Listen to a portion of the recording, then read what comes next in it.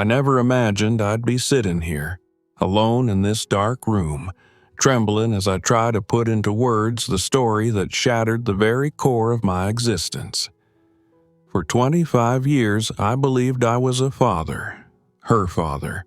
I held her tiny hand when she took her first steps. I bandaged her scraped knees. I cheered at every school recital, every birthday, every Christmas morning when she'd run down the stairs, eyes sparkling with wonder. She was my world, my purpose. But all of that changed with a single revelation. One sentence dropped like a cruel stone into the still waters of our lives. She's not yours. I can't begin to explain the swirl of emotions that came crashing over me. Anger, disbelief, heartbreak, betrayal. It's like mourning a death, except the person is still alive, still there. But everything you thought you knew about your connection has been ripped away. How do you look at someone you've loved unconditionally, only to be told that the blood tie you cherished never existed? How do you reconcile decades of memories with a truth that fractures your very identity? I've questioned everything. My worth as a father, my trust in the people closest to me, even my own judgment. And yet, amid the devastation, a part of me clings desperately to love. Because love, I'm realizing, was never just about biology. If you've ever faced heartbreak, betrayal, or the painful rewriting of your own story, you're not alone. I'm sharing my journey not just to unburden my heart, but to reach out to you, yes, you, who may be carrying your own invisible wounds. Please, if this touches something inside you, like this video, share your thoughts in the comments and subscribe to this channel. Let's create a space where no one has to face their deepest heartbreaks alone. I remember gripping the cold porcelain sink so hard I thought it might crack under my fingers. My reflection stared back at me, pale and waxy under the yellow bathroom light, eyes wide and wild. She's not yours. The words looped inside my skull, a cruel, buzzing echo I couldn't shut off. I had heard them just hours ago, or was it a lifetime? My wife's voice, low and broken, confessing in the kitchen as the kettle whistled, as if we were talking about the weather, not detonating the core of our lives. 25 years. 25 years of believing I was her father, her protector, her anchor. 25 years of birthdays and scraped knees and sleepless nights when she was sick. And now I was just... what? A man who happened to live in the same house. I shut my eyes and saw her first birthday. The pink cake I stayed up all night making because I wanted it to be perfect. The way she'd smashed her tiny fists into the frosting, giggling. Her teenage rebellion, sneaking out, purple streaks in her hair, slammed doors and shouted fights, and me, always waiting up, always worrying. Her graduation, the way she beamed at me from the stage, the way I thought, that's my girl. Was it all a lie? I pulled out my phone and scrolled through old photos, each image cutting a little deeper. Her face, my face. Where was the resemblance? I zoomed in, desperate to trace the curve of her jaw, the shape of her nose, the tilt of her smile, looking for proof that we were connected, that this wasn't just some brutal cosmic joke. Had she known?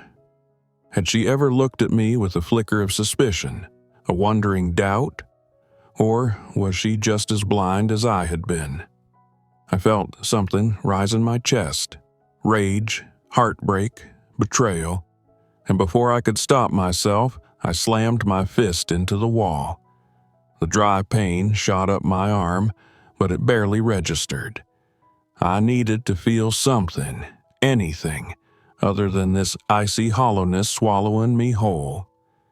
I sank to the bedroom floor, staring at nothing, the house heavy and silent around me. I was unraveling piece by piece. I grabbed my phone again, thumbs trembling over the screen. I started typing a message to her. "We need to talk. I love you. I'm so sorry." And then I deleted it, again and again. I didn't know how to begin. I didn't even know if I had the right. What was I now? Could you still be a father when the bloodline was severed, when the DNA said no? Was fatherhood a matter of biology, or was it made of years, of memories, of late nights and early mornings and the 1,000 invisible threads you spin when you raise a child? I didn't know. I wasn't sure of anything.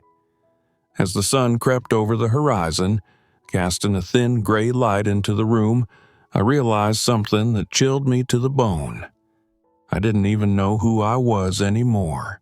The days slid past like ghosts, shapeless, heavy, impossible to hold. I couldn't face her.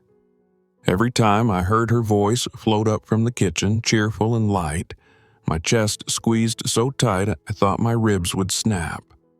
I'd press my back to the bedroom wall, eyes shut, waiting for the sound to pass, for the footsteps to fade, for the weight of it all to momentarily lift. My wife, no, the woman I thought I knew, moved through the house like a stranger now. She trayed softly, quietly, her voice always measured, her eyes never quite meeting mine. I caught her watching me sometimes, lips parted like she wanted to speak, but then she'd look away, busying herself with anything, everything. We were two actors stuck in the same crumbling set, pretending the roof wasn't caving in. I stood by the window every morning, hidden behind the curtain, watching my daughter pull out of the driveway. She always gave a little wave through the windshield, the kind of small, effortless gesture you make when you know you're loved. And I stood there like a ghost, wondering, would today be the day? Would I tell her? Would I rip her world open the way mine had been ripped? Every conversation became a twisted kind of theater. Every laugh she threw over her shoulder was a knife. Every smile she gave me another cut. I was the imposter now, the man who had stood beside her all her life, built up as her foundation, and all the while I had no right. I remembered the promises I'd made to her when she was small, huddled in bed after a nightmare or crying after a scraped knee. I'll always be here for you, no matter what. And now? Was I about to shatter those promises with a truth she never asked for, never saw coming? At night, my dreams twisted and writhed. She'd be there, as a toddler, her tiny arms wrapped around my neck, her breath warm against my cheek. And then, in that cruel dream logic, her face would shift, stretch, change, a stranger's eyes, a stranger's mouth, and I'd jolt awake, tangled in sweat-soaked sheets. I couldn't even look at myself anymore. I avoided mirrors, brushed my teeth in the dark, pulled shirts on without glancing at my reflection. Who was that man, that fool, who'd been so easily deceived for 25 years? I didn't know him. I didn't want to. Most nights, I sat on the back porch long after everyone was asleep, the bottle in my hand draining faster than I meant. I'd stare out at the dark yard, the empty swing set, the ghost of the life I thought I had built. And I wondered how it had all slipped through my fingers so easily. Inside the house, the truth hung between me and my wife like a storm cloud we refused to acknowledge. We danced around it, pretending it wasn't there, pretending we weren't already drowning in the downpour. And all the while, one question clawed at my chest. Was love enough to hold any of this together, or was I already standing at the edge, toes over the cliff, waiting for the moment I'd finally let myself fall. I remember the moment with a clarity so sharp it still cuts me when I think about it. The night I called her into the living room, the words, "we need to talk," hanging in the air like a death sentence. She walked in with that familiar bounce, her eyes bright, her face open, and in that instant, I hated myself for what I was about to do. She sat down across from me, her brow furrowed. "What's going on, Dad?" Her voice was light, but I could see it. The flicker of worry, the quiet bracing. My hands trembled. I gripped the edge of the couch to steady myself, but my voice came out raw and shaking anyway. Every word I spoke felt like broken glass scraping up my throat, slicing me open from the inside. I told her everything. The DNA test I hadn't even known I needed. The brutal confession from her mother. The way my entire world had cracked and caved in beneath me. I watched her eyes widen, pupils dilating as she tried to process what I was saying. Her mouth parted like she wanted to speak, to interrupt, to deny it, but no sound came out.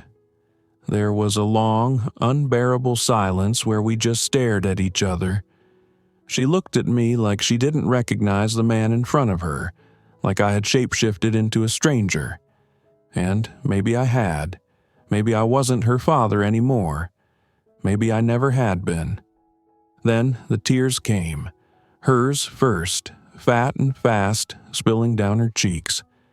She didn't wipe them away. Mine followed, hot and bitter, blurring my vision, choking my words. 25 years.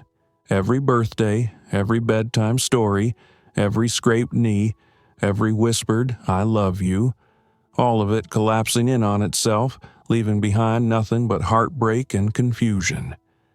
Without a word, she stood up. Her face was crumpled, her shoulders shaking. She ran upstairs, the sound of her door slamming echoing through the house like a gunshot. I stayed on the floor, my head in my hands, feeling the walls close in, the air thinning, like the house itself was suffocating under the weight of our unraveling. Through the thin walls, I could hear her muffled sobs, each one a crack in my heart, each one a reminder of what I'd broken, what I couldn't fix. Across the room, my wife sat frozen in the armchair. Her face was pale, drained, empty. She didn't speak. She didn't even look at me. We were two ghosts sitting in a house that had once been full of life, and now was nothing but shadows. That night, as I sat in the wreckage of our family, I realized something more devastating than anything the DNA test could have told me. I hadn't just lost my identity. I had lost my family, piece by painful piece, and I didn't know if I would ever get them back. The days that followed were unbearable in a way I hadn't known was possible. She moved through the house like a ghost. No, worse than a ghost. A ghost would at least reach for you, haunt you, press cold fingers to your shoulder in the dark. She floated past me, eyes down, lips pressed tight. Each step a silent refusal to acknowledge the man who had raised her. I tried, God, I tried. I approached her in the hallway once, my hand halfway lifted, trembling, but she recoiled as if I'd reached for her throat. Her eyes were red, and they sliced through me like glass. There was mistrust there, yes, but there was something worse too. A kind of hollow, numb betrayal, as if she'd been cracked open and didn't know how to hold herself together anymore. The silence between us was the most brutal part. I would have given anything for her to scream at me, to hurl accusations, to throw something, anything. But no. She wrapped herself in silence, thick and suffocating, and I stood on the other side of an invisible wall, pounding my fists until they bled. At night, I caught myself drafting texts to her. "Are you okay? I love you. Please talk to me." My fingers hovered over the send button, but each time my thumb wavered, then tapped delete. I had no idea if she even wanted to hear from me. Maybe she was blocking me out the way a wounded animal crawls into the shadows to die alone. My wife and I barely spoke. We moved around each other like soldiers in a Cold War, every room a minefield. I could see in her eyes that she wanted to say something, maybe explain, maybe apologize, but neither of us knew how to cross the chasm yawning between us. We ate dinner in silence, the clink of silverware against plates louder than gunfire. Friends called, left voicemails, sent worried texts. I ignored them all. How could I explain a wound I couldn't even name? How could I tell them I was bleeding from the inside out, that the life I'd built was crumbling and I had no idea how to stop it? I began questioning everything. Every hug, every whispered, "I love you, Dad." Were they all lies? Had she known, deep down, even when I didn't? Had every moment we shared been a performance, a fragile dream built on someone else's foundation? Once, I saw her sitting on the couch, scrolling on her phone, eyes glassy and far away. My stomach twisted. Was she looking for him? For the man whose blood ran in her veins? It hit me then. The house we had built together, this home I'd poured my life into, had become a prison for all three of us. We were trapped, each in our own cell, staring at the walls we'd built with love, now turned to stone. Each night, I lay awake, staring at the ceiling, wondering if this pain would ever ease. Or was this just the beginning? The start of a slow, permanent unraveling, where the life I knew would peel away, thread by thread, until nothing remained but silence. I woke to an emptiness in the house that was different from before. Sharper, more jagged, a silence that scraped along my skin like a knife. The morning light filtered through the curtains, soft and gold, casting innocent patterns on the floor, but nothing about that morning was innocent. There, on my pillow, was a letter. Her handwriting. I recognized it immediately, even before I picked it up. The slanted curves of her Y, the way she looped her G. But this time, the lines were shaky, the paper crumpled slightly, as if she'd held it in trembling hands, maybe crying as she wrote. I unfolded it slowly, like I was disarming a bomb. "Dad," it began, just that word. "Dad," and my chest tightened, my breath caught. She still called me that. For a moment, a flicker of hope sparked somewhere inside me. I need space. My heart dropped. "I love you, but I'm confused.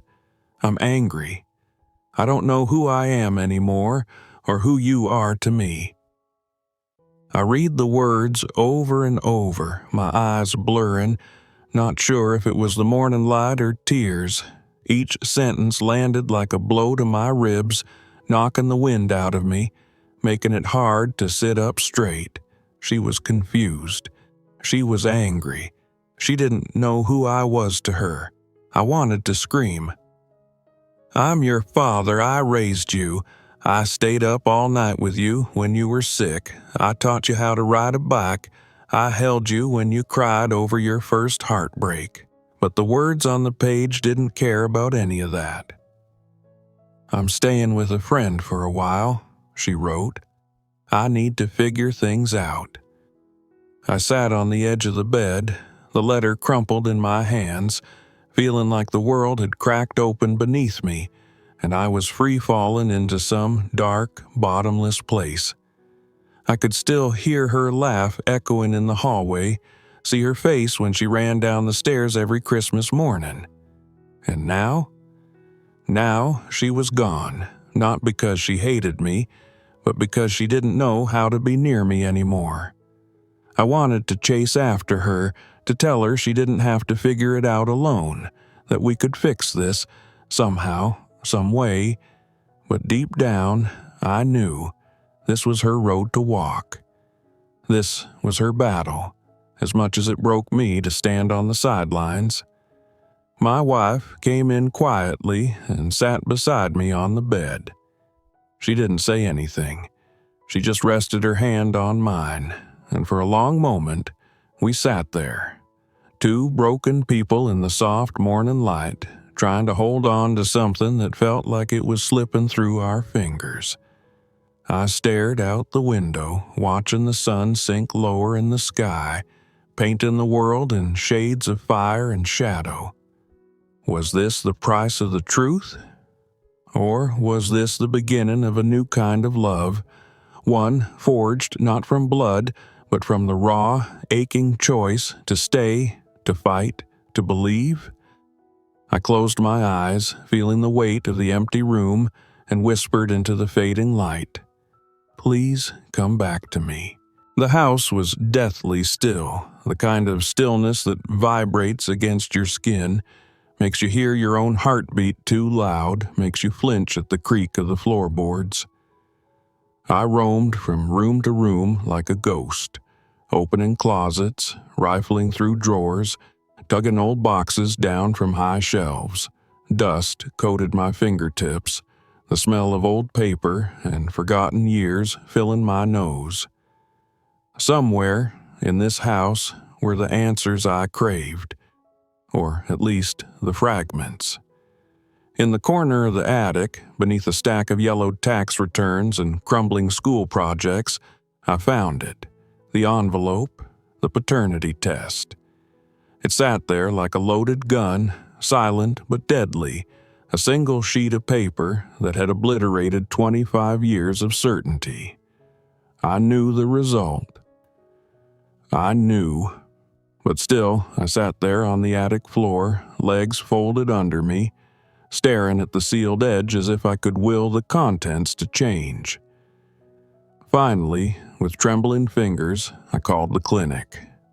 My voice cracked as I asked if there had been a mistake, some clerical error, some mix-up in the lab. The woman on the other end was kind, gentle, professional. "No, sir, the results are accurate." I hung up before she could offer more sympathy. That night, I went deeper. I opened old journals, mine, hers. I flipped through years of mundane entries, looking for clues. Her handwriting was small and slanted, pages filled with grocery lists, work notes, little stories about our daughter. But once, in the corner of a page, I found it. "I don't know how to tell him." My breath hitched. I traced the words with my finger, feeling the decades of silence press in. Eventually, I sat down across from my wife. She looked so tired, her face drawn, her eyes shadowed. We were both wreckage now, broken pieces of something that had once seemed whole. My voice was hoarse as I asked the questions I'd been too angry, too afraid to ask before. Who was he? When did it happen? Why didn't you tell me? Her answers came out halting, raw, each one a slap, each one pulling the ground further out from under me. A long-ago affair, a night she called a mistake, a secret buried because she had been so afraid of losing everything. And now, here we were, two people, sitting in the debris of a life we thought we understood. I saw, for the first time, the weight she had carried all these years. The guilt, the shame. It didn't excuse it, but it made her human. Could we rebuild? I didn't know. Some days I thought maybe there was still a foundation under the rubble. Other days, I was sure we were destined to live among the broken bricks forever. The thought that haunted me most was the man, him, the biological father. Should I reach out? Should I tell him? Should I prepare myself for the possibility that she, my daughter, might choose him over me? Night after night I sat in the dark, waiting for answers, waiting for clarity that never seemed to come. The past became a labyrinth of shadows, each memory a knife edge I stumbled against in the dark. Her first steps, I could still see them, tiny feet wobbling across the living room carpet toward me, arms outstretched, eyes wide with triumph. Her first words, whispered clumsily against my ear when I tucked her in at night.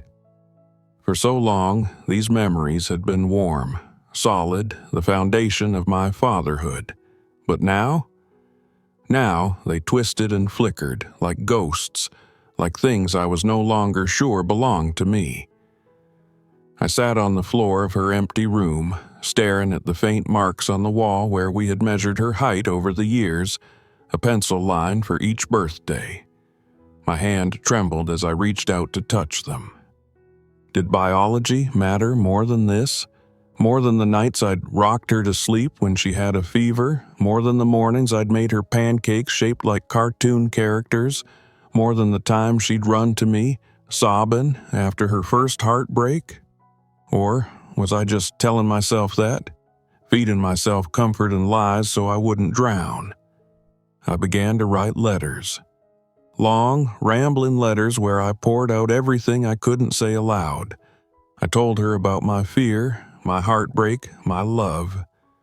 I told her how proud I was, how proud I still was, how none of this erased the years we had shared. But I never sent them.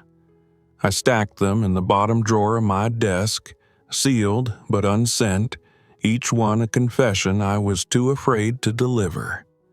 And underneath it all, another old wound split open.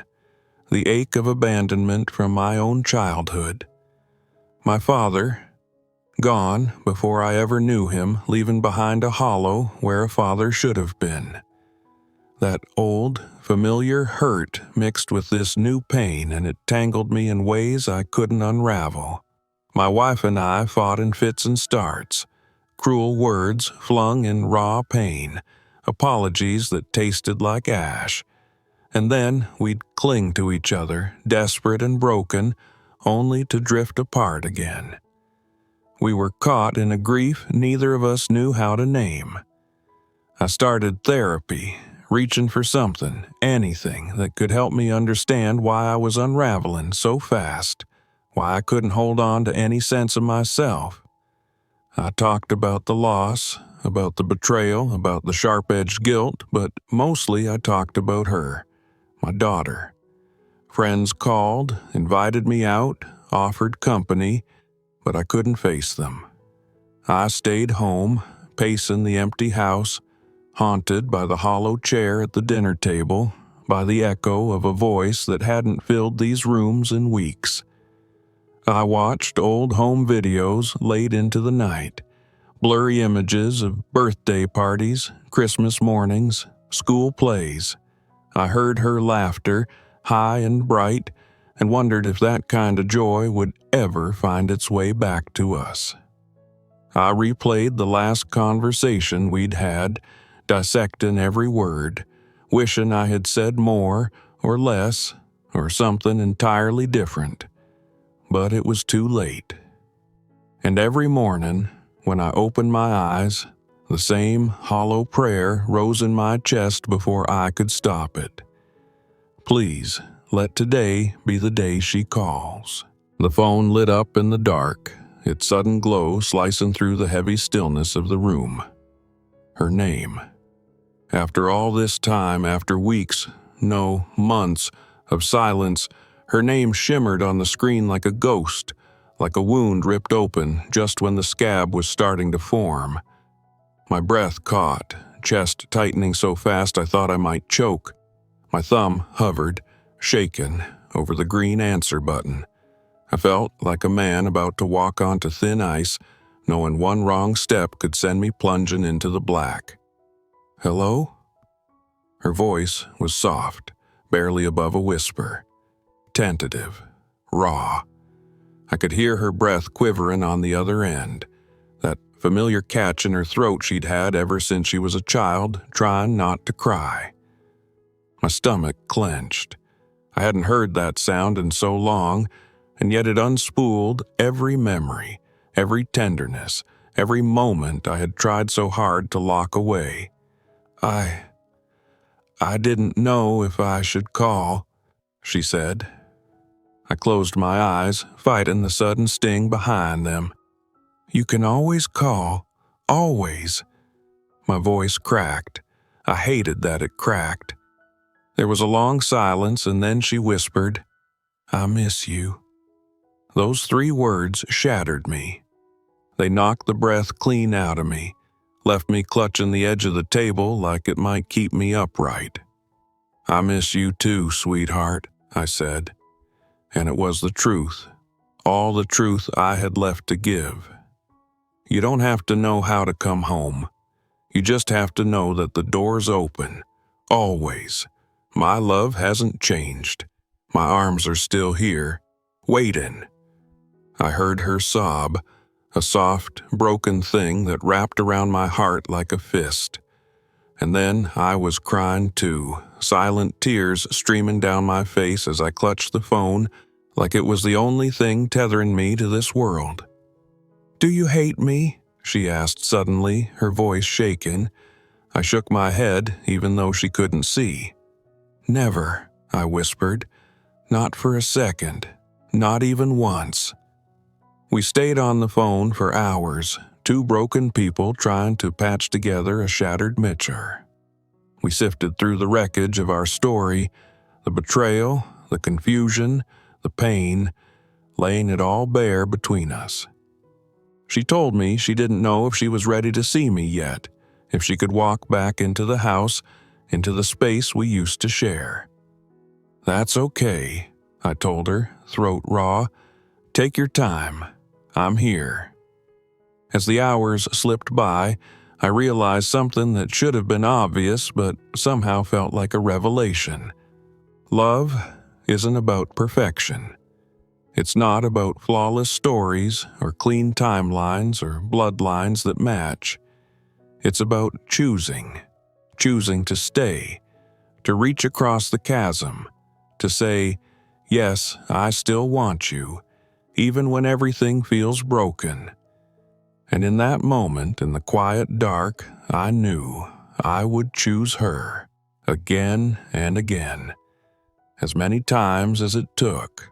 We met at a small coffee shop on the corner, the kind with chipped mugs and mismatched chairs where the air smelled like burnt espresso and cinnamon.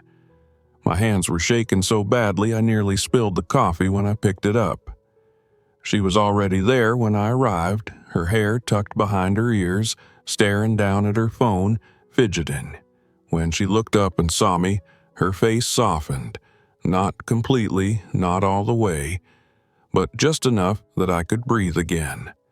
I sat down across from her, heart pounding so loud I thought she might hear it. For a moment, neither of us spoke. Then, without warning, she stood, rounded the table, and wrapped her arms around me. Tight, fierce. I held her like I was clinging to a lifeline, burying my face into her shoulder, afraid that if I let go, this moment would shatter like glass. I could feel her heartbeat racing against mine, and I wondered if she was scared too. We sat for hours. At first, the words came out in cautious trickles, a nervous laugh here, a shared memory there. But soon the dam broke, and we were talking, really talking, the way we hadn't in years.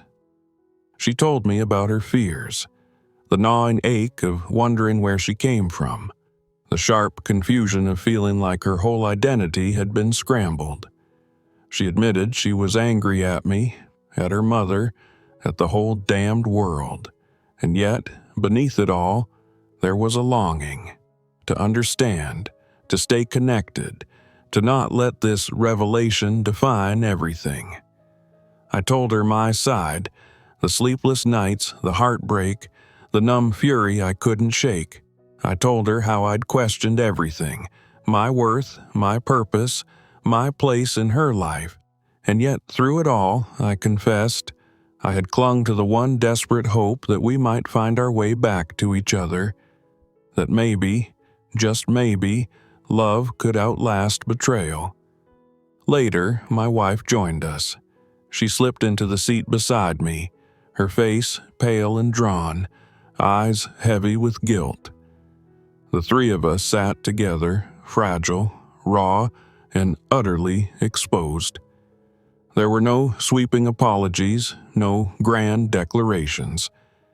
Just quiet words, hesitant smiles, and the fragile beginnings of something we barely knew how to name. I watched her. My daughter, whether or not the blood test said so, smile over the rim of her coffee cup. And, for the first time in months, I felt something stir inside me. It wasn't happiness, not yet. It wasn't forgiveness, not fully. But it was peace. A small, flickering peace, like the first fragile glow of a candle in the dark. As we left the cafe, walking out into the crisp evening air, I realized something. This wasn't the end. It wasn't even the middle. It was the start of something new, something messy, imperfect, and painfully human, and I was ready to fight for it. Months had passed, though sometimes it felt like lifetimes, since the night everything cracked open. I can still remember the cold weight in my chest back then, the hollow ache of betrayal gnawing at me day and night. But now, as I sit here, watching the soft rise and fall of her breath as she laughs on the couch, I realize we are not shattered. We are remade. We went to therapy.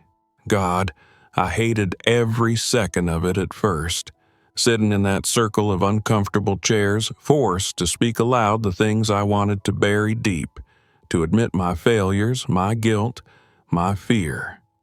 But it became a lifeline. We sat in those late-night sessions, raw and exposed, fumbling through the jagged pieces of what was left between us. My wife, my daughter, and me. 3 people learning how to speak truths we'd never dared before. The night she met her biological father, I felt like I was watching the last thread snap. I imagined her walking out of our house, out of our life, into the arms of someone who shared her blood, someone I could never compete with. I waited up, pacing the floor, rehearsing goodbye speeches in my head. But when she came home, her eyes were wet with tears, and she fell into my arms, whispering, "You're still my dad." Those words cracked something open inside me. Not the hurt, but the hope.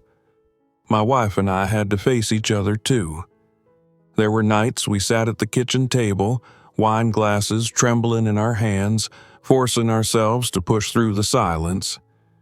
We peeled back years of resentment, of blame, of the small betrayals that had quietly built into something monstrous. And in that rawness, we found something that looked a little like forgiveness, not the kind that erases pain, but the kind that says, "I will stand beside you, even in the rubble." I learned that love isn't about ownership or control or the certainty of shared DNA. It's about showing up, again and again, even when it's hard, even when you're broken, even when you're terrified you're not enough. She forgave me for my silence, for the days I hid away, for the anger I couldn't contain. And I forgave too, not because I was ready, not because it fixed everything, but because I was tired of dragging the chains behind me. Slowly, painfully, we rebuilt. A family not by design, not by biology, but by choice. Now, when I look at her, I don't see a stranger. I see the little girl who clung to my leg on her first day of school, the teenager who screamed that she hated me and then cried in my arms, the woman who stood by me when I had nothing left to give. She is my daughter. She always was. And I know now, deep in my bones, that some bonds are written not in blood, but in the heart. If you've ever fought to hold your family together through betrayal, heartbreak, or unbearable truths, know that you are not alone. Please, if this story resonates with you, like this video, share your own experience in the comments, and subscribe to this channel. Let's keep creating a space where no one has to face their pain in silence.